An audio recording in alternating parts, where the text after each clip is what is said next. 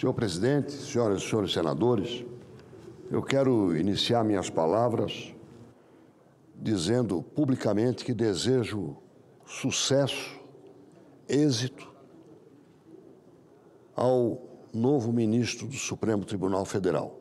A corte é a mesma, mas certamente os primeiros sinais transmitidos pelo ministro Fachin são de busca de autocontenção, de colegialidade, ou seja, prestigiar as decisões da Corte, ou seja, do Supremo, que é a Corte que compete tomar as decisões cruciais sobre a constitucionalidade ou não de uma lei, por exemplo, e os seus impactos. E como desejo singelo de felicidade, que ele possa libertar o Brasil e o Supremo Tribunal Federal do inquérito 4781. Em lugar nenhum do mundo há quem possa dizer que este inquérito extravagante, inquisitório, com 6 anos e 6 meses de existência, sem crime tipificado, sem réu indicado, ou seja, uma porta aberta para intimidação. Em que escola de direito pode abrigar, pode dar asilo a este inquérito? O meu desejo sincero é que ele tenha as condições para dar fim a isto. Libertar, eu repito, o Brasil, libertar a justiça brasileira e especialmente o Supremo Tribunal Federal de um inquérito de origem e curso tão equivocados. Mas a principal razão de usar aqui da palavra, presidente, é fazer uma síntese do porquê defendo a anistia para dar ao Brasil uma oportunidade de reviver, guardar, sim, na memória tudo que tem acontecido ao longo da nossa história, de bom ou de criticável, mas, acima de tudo, que nós possamos nos libertar dos resquícios e das consequências deste inquérito do 8 de janeiro, que vai sempre ser foco de divergências, de discussões sobre os métodos que foram empregados, senador Girão. O ruído, não é o ruído, é o ruído sólido que vem das declarações do senhor Tagliaferro e que estão incorporados ao pedido de CPI para a Vaza-Toga, com mais do que o necessário de assinaturas. A anistia tem detratores e tem aqui um defensor sincero, convencido, o senador Plínio Valério, o senador Chico Rodrigues, de que ela é um passo vestibular para que nós possamos debater outros temas sem ficar ruminando a tristeza do inquérito sobre o 8 de janeiro e os fatos do dia 8 de janeiro que são deploráveis, como vandalismo, como depredação. Quero lembrar e pedir a atenção de todos para o seguinte: na Constituinte, em fevereiro de 1988, o Constituinte, deputado Carlos Alberto Caó, do PDT do Rio de Janeiro, apresentou um destaque, suprimindo a parte que eu vou referir de uma proposta. O texto dizia o seguinte: constitui crime inafiançável, imprescritível, e agora coloca uma chave, um colchete ou um parênteses, insuscetível do benefício da anistia, essa parte destacada. que proibia que se decretasse, se aprovasse, a anistia para a ação de grupos armados, civis e militares contra a ordem constitucional e o Estado democrático.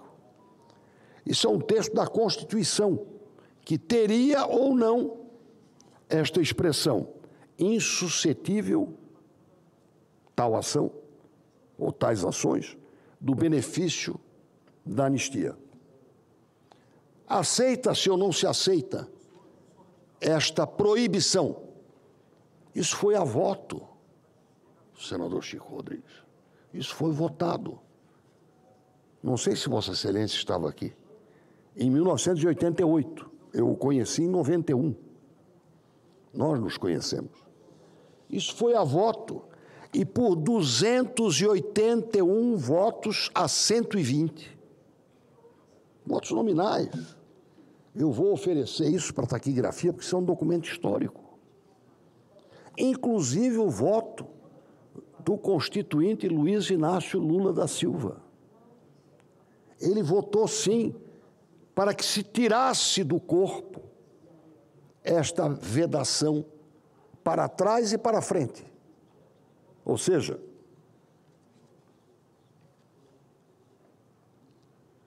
estas ações, que tipificadamente são criminosas, pelo tipo, não seriam passíveis de anistia, mas esta tese de proibir que se desse anistia para esse tipo de ação, isso foi derrotado. Essa proposta foi derrotada por 281 votos a 120.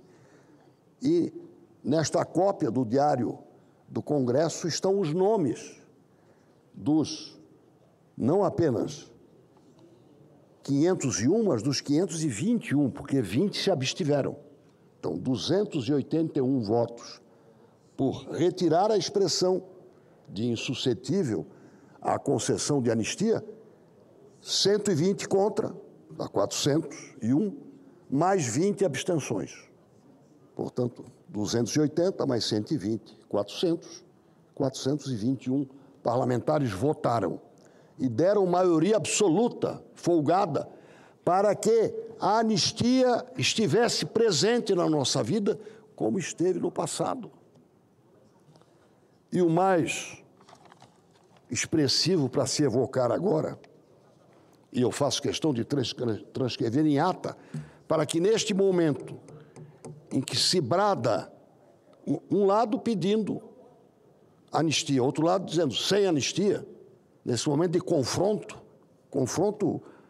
brasileiro, eu faço questão de pedir atenção para ler a declaração do voto da bancada do PT, depois da vitória.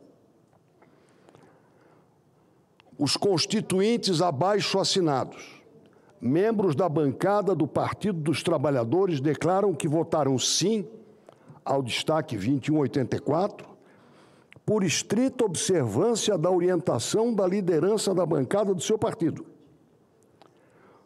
Consideram equivocada a classificação como crime inafiançável e imprescritível a ação de grupos armados contra a, entre aspas, ordem constitucional. Eles não aceitaram a Constituição. E o Estado democrático de direito também, entre aspas, porque nenhum nem outro existiam ou passariam a existir no Brasil. De forma absolutamente indiferenciada, como o faz a emenda destacada, que foi aprovada pela própria bancada.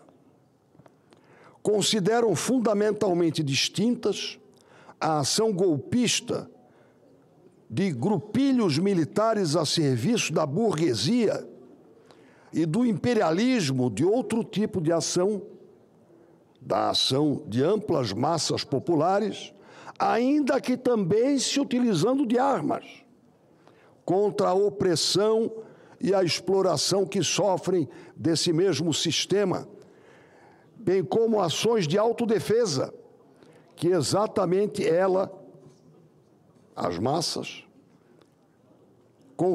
consagre esse mesmo princípio injusto ou contra um, entre aspas, Estado democrático, cuja democracia se revele falsa para as classes exploradas. A revolta das massas esmagadas e em luta por sua libertação ou a sua reação frente à violência da exploração capitalista e do Estado burguês praticados contra elas, contra as massas, de maneira nenhuma pode ser equiparada ao golpismo das classes dominantes contra o povo. Ou seja, esta declaração é um alerta para todos nós.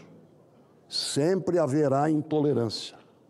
Sempre haverá que o que é proibido para os outros não pode ser proibida. Não pode, essa proibição não vale para o meu grupo. Isto é uma advertência, porque, de certa forma, esta intolerância se revela num dos brados que nós temos ouvido sobre anistia, sim ou não.